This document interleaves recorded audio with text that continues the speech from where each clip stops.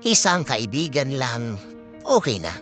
Oo naman, kapag nagkakaedad tayo, mas unti-unti nating nare-realize na totoo ang isang kaibigan lang, okay na. Isa o dalawa, kaunti lang. Basta totoo, basta mapagkakatiwalaan. Hindi ka babastusin ng talikuran. Kung ano ang ipinapakita sa'yo kapag nakaharap ka, yun ang ipinapakita kapag nakatalikod ka.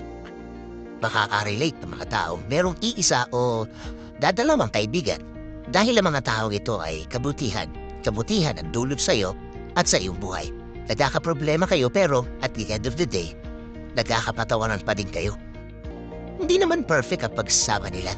Nag-aaway din, nagkakatampuhan din, pero nagkakabati din kasi nga nasasayangan sila sa tagal ng pinagsamahan nila. Sa dinami-dami ng napagdaanan, hindi nila kaya itapon yun ng ganong-ganyan. Siya yung taong alam kong malungkot ka, down na down ka, yung may mabigat kang dinadala.